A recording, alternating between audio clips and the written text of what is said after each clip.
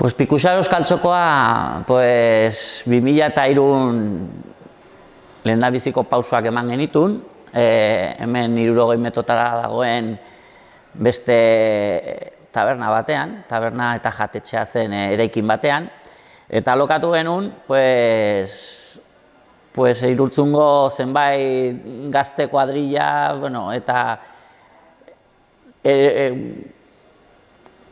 toki ezberdinetan topo egin genuen gazte kuadrilla ezberdinak, eta ikusten genuela Irurtzunen euskara jakinduria bazegola, baina ez dela egiten kalean, eta taberna edo jatetxe hori itxi zutela, probestu genuen gu alokatzeko, eta gure elkartea han sortzeko. Eta elkarte horreri Euskal Txokoaren koletila jarri genion, Irurtzunen euskara bultzatzeko argi genulako beharrezkoa zela. Eta zeintzuk izan ziren elkartearen sorrera eraman zuten baldintzak? Horiek ziren baldintzak ziren, ikusten genula Irurtzunen bere garaian eskola publikoan D eredua martxan jarri zela, eta gazten artean bazegola jakinduria, baina eskolaren eremutik kanpo gure artean ez genula lortzen solasten gure artean. Beraz, horren hausnarketarekin ikusi genuen interesgarria izan leikela halako elkarte bat edo proiektu batekin hastea. Eta nola egin du Pikusa Euskal Txokoak bere sorreratik gaur egunen arteko eboluzio hori? Evoluzioa oso erakargarria, nik esango nuke. Hastapenak izan ziren, gazteak oso gazte ginen, eta oso kementsuak, eta gure berezitasuna momentu horretan izan zen elkartea bezala baita ere taberna bat publikora irekitzea zen. Beraz, gure elkartea zen elkarte oso atez kanpokoa edo oso irekia. Non gure jarduera gehienak edo kasi denak esango genuke irekiak zirela herrira eta jende guztiarentzat. Eta, hortik hasita, hasiera batean mugitzen gintuela asko, egin genuen ez genekigula non bukatu geko genuen, ibilbide horretan, baina ikusten genuen, aurrera zijoala eta tabernak herriari asko ematen zion. Irurtzun herri oso euskalduna ez izatetik, halako gune euskaldun bat sortzearen bere garrantzia ikusten genuen, jendeak Irurtzunera etortzen zen eta aipatzen zigun gure elkartearen funtzionamendua harritzen zitzaiela.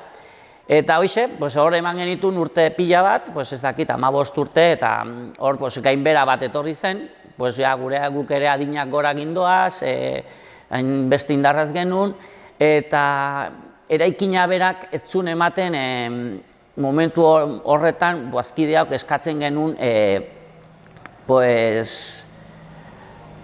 bete beharrak.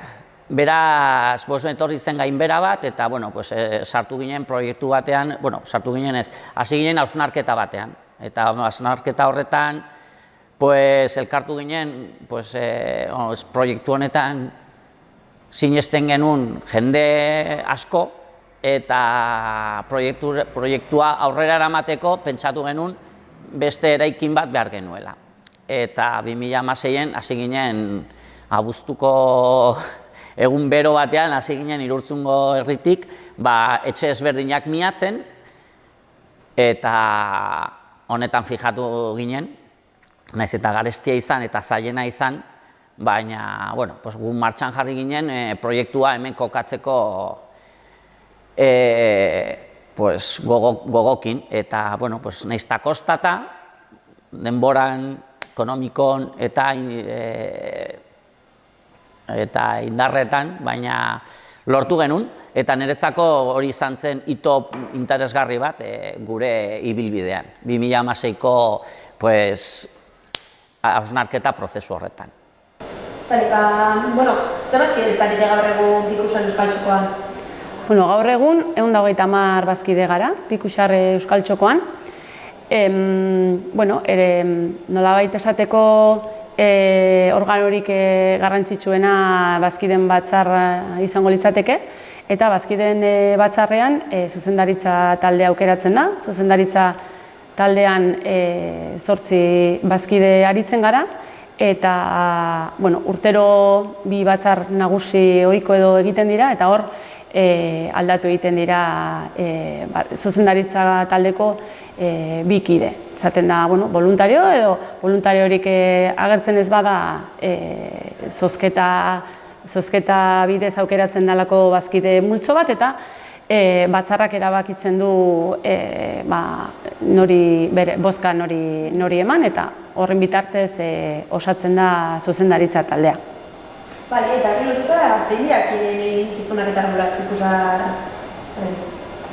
Bueno, batzarra eta zuzendaritza taldeaz gain, hainbat batzorde ditugu, esate baterako kulturgintza batzordea, taberna batzordea, garbiketa batzordea, obra batzordea, eta beste hainbat.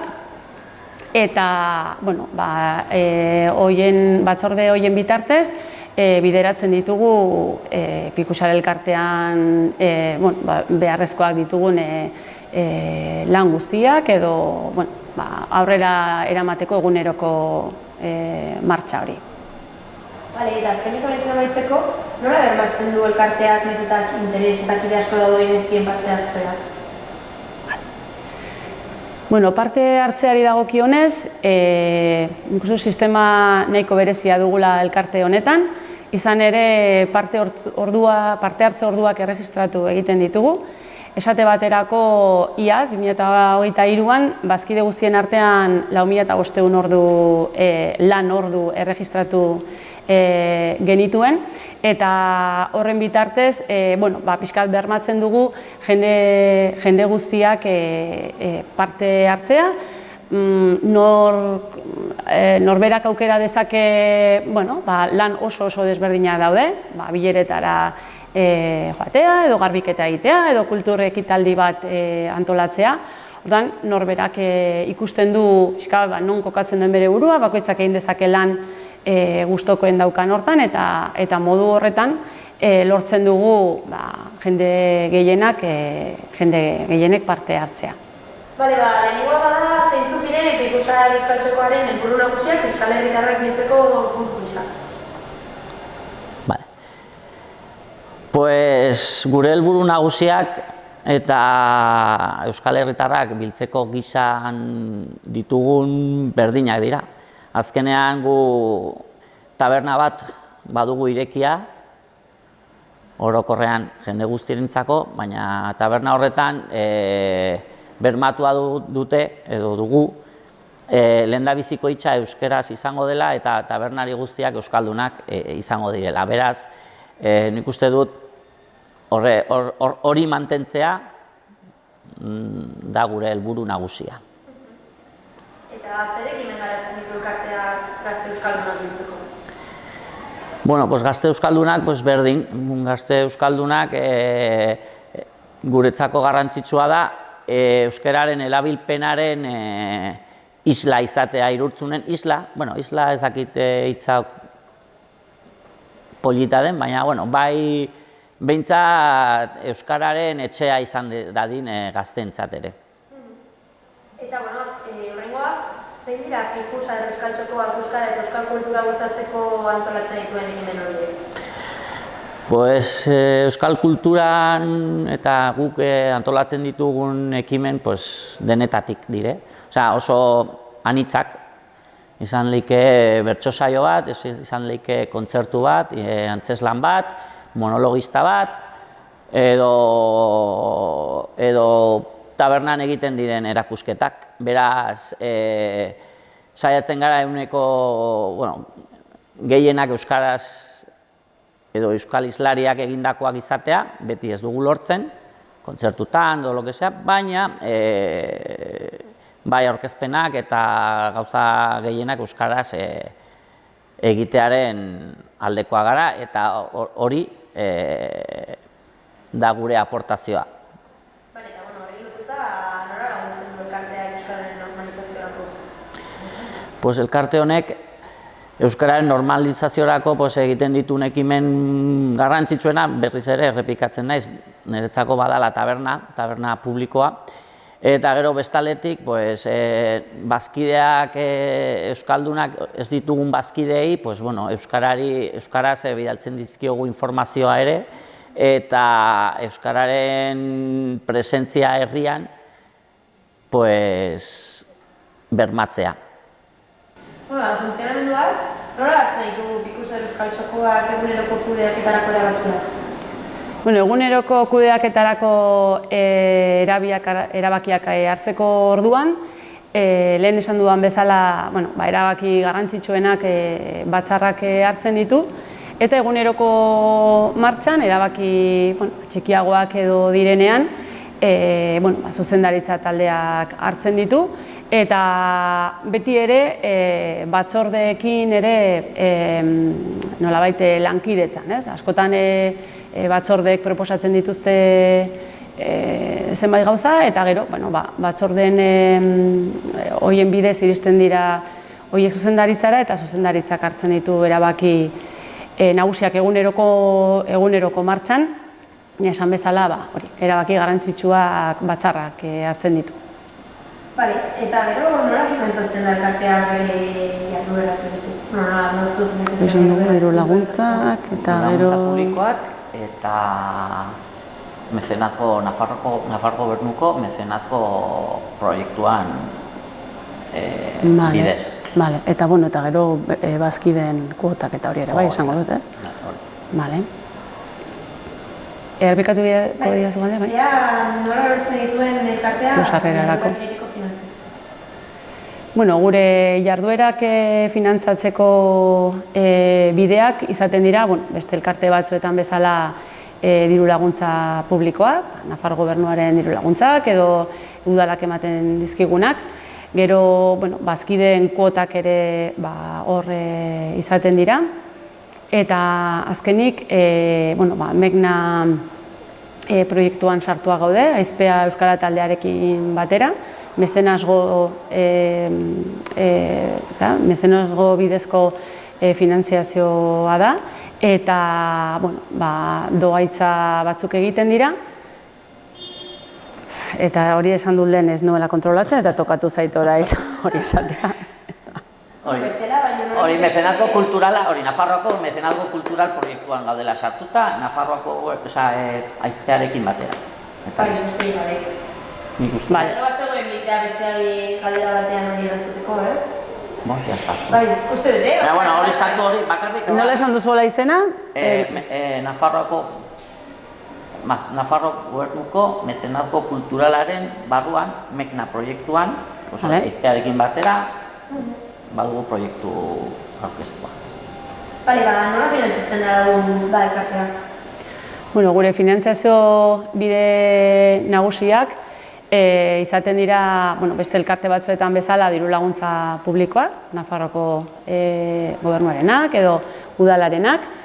Bestalde, bazkideen kuotak ere hor ditugu, eta azkenik, Aizpea Euskara taldearekin batera Nafar Gobernuko mezenazgo proiektu batean sartuta gaude, Megna proiektuan, eta horiek dira finantziazio bide nagusiak, nolabait esateko. Bale, eta azkenik, zein estrategia erabiltzen ditu Pikusa elkarteak erabiltzen ditu bere programen inpaktuan entzuteko? Bueno, programaren impactua neurtzeko bide berezirik edo ez daukagu, baina bueno, urteroko memoria egiten da, ekintzen balorazioak ere egiten dira, eta nolabait horre neurtzen du, pixka bat zein ekintzatan merezi duen indar gehiago nolabait jartzea, eta zer hobetu, eta pixka hortan lako balorazio bat eginez. Jardueren eremuari dagokionez, zein eskualde edo hirietan egiten du itubere jarduerak Pikusarrek? Guk jarduerak Irurtzunen bertan egiten ditugu, gehienak gure elkartean bertan egiten ditugu, baina herriko beste eremu batzuk ere erabili izan ditugu gure jarduetarako, esate baterako gau beltzarako edo olako jarduetarako. Eta naiz eta guk herrian egin eta gure elkarte barruan egin, beti egiten ditugun jarduerak irekiak izaten dira, jende guztiak parte har dezake, eta esate baterako gure ekintzen iragarpen eta egiten dugunean kartelak eta ez ditugu bakarrik herrian jartzen, inguruko herrietan ere jartzen ditugu, orduan saiatzen gara ez bakarrik gure herrian eta gure elkartean egiten, baizik eta pixka bat herrira eta inguruko herrietara ere zabaltzen. Zer ezaugarri berezi ditu Pikusarre Euskal Txokoak elkarte gisa? Pues elkarte gisa berezitasuna esango nuke elkarte gastronomikoz aparte garatzen dugun ekimen kulturala esango nuke hainen anitza eta anizabala izan da, eta gero baita ere taberna bat herrira zabalik daukan elkarte bat izanik, nik uste dut horiek direla gure ezaugarri nagusiak, eta barne komunikazio gehiena eta kanpora egiten dugula dena euskaraz. Eta horri lotuta, zertaz berezitik Pikusar gainontzeko beste erakunde batzuetatik euskararen normalizazioaren gainean? Gure berezitasuna beste elkarteenekiko esango nuke taberna bat irakia dugula esango nuke dela berezitasuna. Baina beti ere gure jarduerak oso irekiak direla beti, ez dire atez kanpokoa. Oso gutxik dire bakarrik bazkidentzako egiten ditugun gauzak. Orduan, gehien bat taberna bat zabalik dugula herrira eta gure jarduerak beti irekiak direla, zabalik gaudela. Eta zeintzuk dira Pikusarrek aurrik ikusita dituen erronkak epe laburrerako? Gure erronkak epe labur eta luzerako izango lirateke proiektuari eustea, hori lehenengo gauza. Proiektuak, naiz eta oso proiektu, 2003an hasi ginen, baina ona egoitza honetara mugitu ginenetik, nik uste dut sendotu egin dela, eta horri eustea izango da gure erronkarik handiena. Eta aldi berean, lehen esan dugun bezala, taberna irekia daukagu, zerbitzua euskaraz eman nahi dugu, eta horri heltzea ere izango da gure erronka zailenetakoa nolabait. Eta azkenik beste erronka bat izango litzateke gazteak erakartzea, eta horretan lan egin beharko dugu. Beraz, hori izango da epe luzerako erronka bat, ez? Eta dituzue nolabaiteko helburu zehatz horiek lortzeko planteamendu bat? Helburu horiek lortzeko gure proiektu kulturalak, eta badugalako bide horri bat, hori hasieratik edo zehaztua, eta bueno, tabernari eusteko ere, bueno, taberna batzorde bat daukagu, taberna batzorde hori sendotzeko bidean ere bagaude, eta azkenik, bueno, agian oraindik landu gabeko kontua da eta sakondu beharrekoa azkeneko puntua izango litzatekeena gazteak nola erakarri gure proiektu honetara. Bale, eta emakume parte hartzeari dagokionez, zein politikak dauzka Pikusar Euskal Txokoak emakumeak aktibotki parte hartzeko sustapen hori bultzatzeko? Bueno, 130 bazkide garela esan dugu hasieran, horietatik 60 emakumezko eta 60 gizonezko gutxi gora bera gara, beraz gutxi gora bera erdi eta erdia. Ez dugu bereziki emakume parte hartzeko politikarik, baina adibide batzuk jartzearren, esate baterako gaur egun zuzendaritzan eta azkeneko urteetan gehiengoa emakumezkoak izan gara, esate baterako. Batzordeetan nik uste dute hor ere parte hartze aktiboa dugula. Orduan nik uste dut hori naturalki sortzen den zerbait dela, ez dago finkatuta, ez? Arlo hortatik, baina agian ez dakit, ez dugu ikusi behar hori, segurazki ikusi dugulako, ez? Hor ari garela eta ongi ari garela. Bale, eta kanpora egiten diren ekitaldi horietan, emakumeentzako bideratuta duen programa espezifikoak izate dituzue edo nola barneatzen dira emakumeak proiektu horietan? Pues, bueno, emakumeen parte hartzea gure ekimenetan edo gu antolatzen ditugun ekimenetan, pues nik esango nuke, ez dizut esango, ez daukate zehatzik zenbakiak, baina nik esango nuke nahiko parekatsua dela, abeslari, bertsolari edo antzeslanen arten emakumezko eta gizonezko horretan, ez? Baina bai oso modu naturalean ateratzen zaigu ikusten ditugula izan behar direla emakumeak hor, eta adibidez Aizita bertsosariketan hemen maiatzean antolatzen dugun horretan betidanik landu da gai hori zehatza, hor bai zehatzik landu dugula, bestetan ez, baina adibidez etortzen zait orain dela gutxi Ane Martija hemen egon zen, atzo Alarma Morea egon ziren, eskatzirela ere, aurrek urtean ere olastiko anekdotaz, bueno, 150 ez dakit heltzen garen, edo behar bada bai, baina bai, beda modu oso naturalean eta ateratzen zaigulakoz. Bale, eta zeintzuk dira azken aldian Pikusar Euskal Txokoak antolatzen dituen ekitaldi eta jarduerak?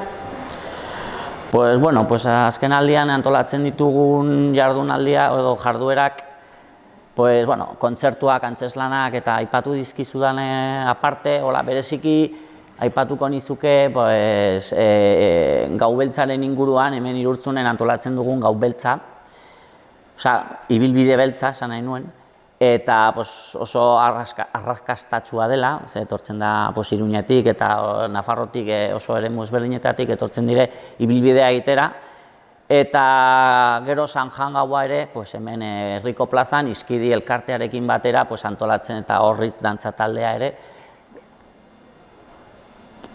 Eta gero hemen, hori moztuko du, eta gero San Juan gaua Aizpea Euskara elkartearekin batera eta Izkidi taldearekin batera antolatzen dugun Irurtzungo plazan ikuskizun musikala, antzeslan eta oso handia esango genuke. Bale, eta zeintzuk nagusitu direla gaur egun bultzatzen ari diren proiektu nabarmenak horiek, ezta? mantentzea, nabarmenak horiek. Nolako lankidetza egiten badu Pikusar Euskal Elkarteak beste euskal edo kultura elkarteekin? Bueno, Pikusarrek beste elkarte batzuekin lankidetzan aritzen da zenbaitetan, nagusiki Aizpea Euskara taldearekin, esango nuke, talde horrekin talde horrekin batera eramaten du aurrera Megna mezenasgo proiektua, lehen esan bezala. Eta horretaz aparte, Izkidi Horritz taldearekin ere, hainbat ekitalditan parte hartu izan du, esate baterako, lehen aipatutako ibilaldi beltzan, edo San Juan gauan, edo, Izkidiren ekitaldietan ere jendeak parte hartzen du.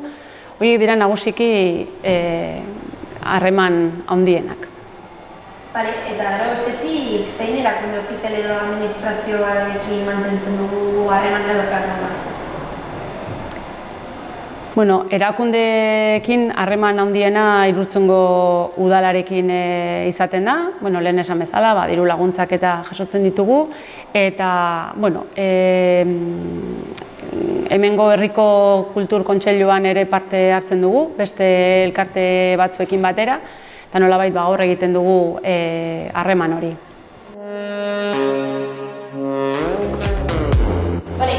Nola bultzatzen du Pikusar Euskal Kutxokoak errelebo generazionala, nola ditu? Gazterekiko elkartean bada meloi bat oraindik ireki ez duguna, nik esango nuke modu horretan ulertzeko. Badugu presente dago gure zerrendan eta tarteka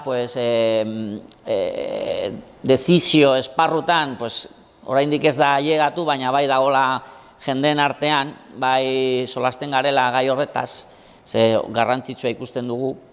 Baina momentu honetan ere ezin dugu gai hori heldu, ezin diogu gai hori heldu. Arazo ezberdinengatik. Alde batetik, gure mugimendua potentea da eta gure dinamika ez digu denbora uzten gai hori heltzeko. Eta beste batetik erreza ez delako, ez dugulako erreza ikusten, eta esango dizut zergatik.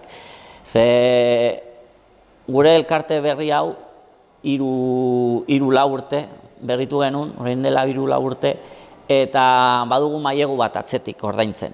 Beraz, gu ikusten dugu gazteengan ona sartzeko ordaindu behar den diru kopurua ez dela erakargarria, ulertzen dugu. Baina, gu mailegua ordaindu behar dugu eta beste bazkideak ordaindu dugun bezala. Orduan, hori, esan dizudan bezala, hor dago melona irekitzea dugula, baina, hori, erpin asko ditu, beraz, oraindik ez diogu heldu gaiari. Eta elkarteko barne funtzionamendu bazara eta elkartearen barne ez badut ere, gazteek nolako parte hartzea dute erabate dituzuen proiektuekin? Hemen sartuak dauden gazteek bakoitza bere esparruan, bakoitzak bere buruan on ikusten duen bilatzen du eta esparru horretan parte hartzen dute. Leheno nereak aipatu duen bezala oso lan arlo asko oso irekia dugu, beraz bakoitzak errez du nahi izan ez gero bere arloa bilatzeko. Izan laike komunikazioan edo kartelak egiteko garaian eta divulgatzeko edo gauzak sare sozialeta igotzeko gauzak eta arlo horretan adibidez, leheno ez dugula aipatu, baina garbiketan bakoitzak ikusten du bere non egokitzen den eta bere ordutegian zein den hobekien datorkion lanak egitea. Eta zer egiten ditu Pikusar Euskal Txokoak gazteen konpromisoa eta parte hartzea bultzatzeko? Eta nola sustatzen dituen Pikusar elkarteak ez, gazteak elkartearen jardueretan parte hartzea? Espreski esango nuke egiten ditugun ekimen asko gazteak erakargarriak dituztela. Beraz, nahiz eta bazkideak ez izan, baina gazteak, Irurtzungo gazteak bai hurbiltzen direla eta ikusten dire gure plazan egiten ditugun ekitaldietara hurbiltzen. Beraz, nik uste dut, haientzat gure jarduerak erakargarriak direla esango nuke, kasu askotan. Eta zintzuk dira Pikusar Euskal Txokoaren helburu nagusiak gazteekiko konpromiso hori bultzatzeko, Eta zein motivazio eskaintzen zaizkie gazte komunitatearen parte honetan sartzea? Hombre, pues gazterekiko gehien bat, eta bazkideak ez direnak, Irurtzungo gazte kolektiboarekin laguntza eskaintzen diogu askotan, hemen orain festak direla, hemen barazkigunen dabiltzate gauzak antolatzen, eta gu gara soporte txiki bat ere bagara. Edo zein gauza eskatzen digutela, guk prest gaude laguntzeko, eta guk ere eskatzen diegula beraiei, beraiek ere laguntzen digute. Esan nahi dut, oso harreman gazterekiko oso harreman sanoa dugula laguntzan, eta gero, sartzeko garaian, lehen esan dizudan bezala, ez dugula erreza, baina, horretan, hurrengo hilabeteetan hasiko espero dut astea, hausnarketa horretan. Eta zeintzuk dira ikusan Euskal Txokoak dituen helburu nagusiak gazte euskaldun puntu honetxo? Zeintzuk dira ikusan Euskal Txokoaren helburu nagusiak ez? Gazte euskal herritarrak hiltzeko puntu bat bilakatzeko. Gaztei dagokienez, esango nuke gu badugula lehen esan bezala taberna bat hemen, leku bat gazteak biltzeko, eta leku hortan bermatua daukagu zerbitzu hori euskaraz izatea. Orduan, nolabait nik uste dut erreferentea ere bagarela, pixka bat eskualdean, alde horretatik, pixka gure txoko hori nolabait eskaintzen diegu, haiek ere biltzeko, honetortzeko. Gure jardueren bitartez, esan dugun bezala aukera ematen diegu. Eta, esan bezala, helburu ez dago bereziki gaztei zuzendutako helbururen bat, oraindik, baina nik uste dut gure helburu nagusi horietan sartzen direla, haiek ere eta ematen dizkiegula aukerak. Eta norabiteko aurrerapen baten honetan hasi zinenetik honetan? Hasi ginenetik, sorreratik ona, esango nuke sorreran gaztea ginela, Gazte, oraindik agian gaztea gara. Esango nuke gazte mugimenduetatik sortutakoa da proiektu hau, duela 21 urte dagoeneko, baina nolabait espiritu hori nik uste dut eusten diogula, gazte mugimendu batetik sortu da, eta aldaketa urteek eman digut, nolabait sorreran egon ginen horiek ez gara gazte dagoeneko. Hor egon da pixkate aldaketa, baina helburuak berberak izaten jarraitzen dute, orduan alde horretatik. Metabersoko gorpuztasunak esan nahi du erabiltzaileek nola esperimentatzen duten gorputz presentzia eta interakzioa ingurune virtualetan. Gorputza goraberen bidez irudikatzea eta metabersoan mugimendu eta espazioa hautematea barne hartzen ditu. Erabiltzaileek goraberak izaten dituzte beren burua irudikatzeko, itxura, genero eta beste ezaugarri batzuk islatzen dituzten eredu digital personalizatuak dira. Gorabera horiek mugi daitezke eta ingurunearekin eta beste gorabera batzukin elkar eragin dezakete. Metabersoko gorputzari esker interakzio naturalagoak eta adierazkorragoak egin daitezke eta horretarako keinuak gorputz hizkuntza eta aurpegi adierazpenak erabil daitezke goraberen bidez. Horrek komunikazioa erraisten du eta presentzia fisikoaren sensazioa sortzen du. Gailu horiek gorputzeko esperientzia hobetzen dute erabiltzaileei mugitzeko eta ingurune virtuala 3 dimentsioan ikusteko aukera ematen baitie, murgiltze eta presentzia sensazioa areagotuz. Metabersoko gorputzari esker erabiltzaileek identitate eta itxura desberdinak esplora ditzakete beren goraberen bidez. Hori autoadierazpen modu bat izan daiteke, baina benetakotasunari eta benetako identitatearekiko loturari buruzko gaiak ere planteatzen ditu. Metabersoan espazioaren eta denboraren pertzepzioa mundu fisikoren desberdina izan daiteke. Bat-batean, mugitzeko eta denbora errealean mundu osoko personekin elkar eragiteko gaitasuna berriz definitzen ditu hurbiltasunaren eta distantziaren nozio tradizionalak.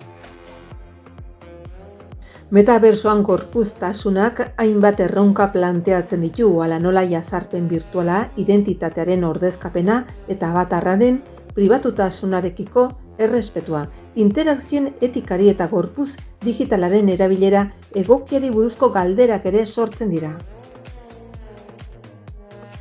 Gorpuztasuna funtsezkoa da esperientzia murgitzaile eta erakargarriak sortzeko. Erabiltzailei beren goraberen gaineko presentzia eta kontrol zentzu ematen dienez, metabersoko esperientziak inguratzaileagoak eta errealagoak bihurtzen dira. Metabersoak aniztasuna eta inklusioa bultza ditzak eta erabiltzailei aukera ematen die gorputz, genero eta estilo ugari islatzen dituzten goraberak sortzeko, desgaitasunen bat duten personentzako doikuntzak ere eskain ditzake. Teknologiak aurrera egin ahala metabersoan gorpuztasunaren etorkizunak esperientzia errealistagoak eta ukimenezkoagoak izan ditzake. Ukimenaren zentzua simulatzeko aptikoak eta beste teknologi batzuk erabiliz. Gainera, kezka etikoak eta identitatekoak gero eta garrantzitsuagoak izango dira.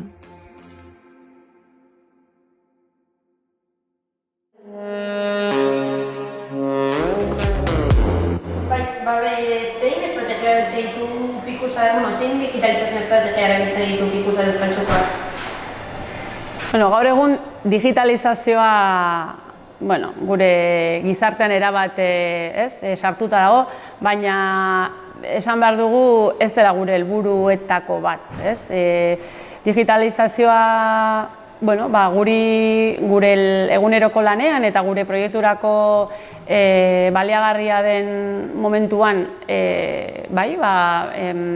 erabiliko dugu eta erabiltzen dugu, baina ez da bereziki gure helburuetan sartzen den zerbait. Ea aplikatzen duen elkartean nola baita adimen artifiziala, euskal kultura eta euskala sustatzeko? Ez adimen artifiziala, orain esan dezakegu agian, lehen esan dugu hori, tresna diren euskararen, euskara gure proiektua zabaltzeko eta hori. Nola erabiltzen ditu elkarteak, teknologia berriak, euskal kultura eta euskala sustatzeko?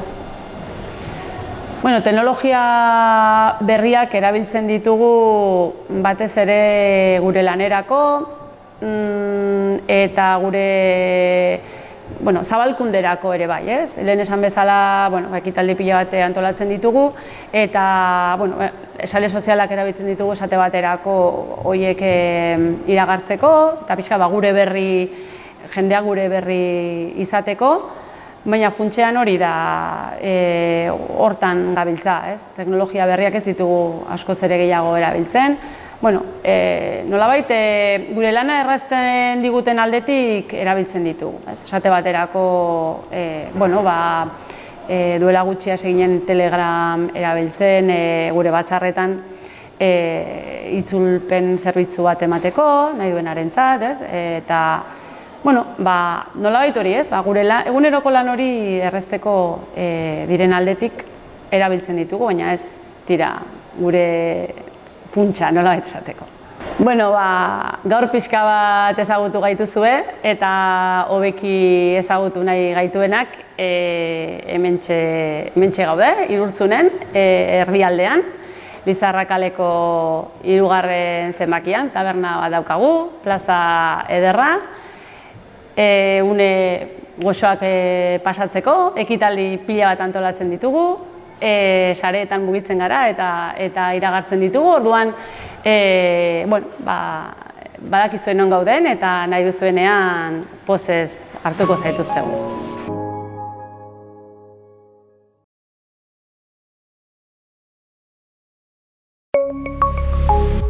Gobierno de Navarra. Nafarroako gobernua.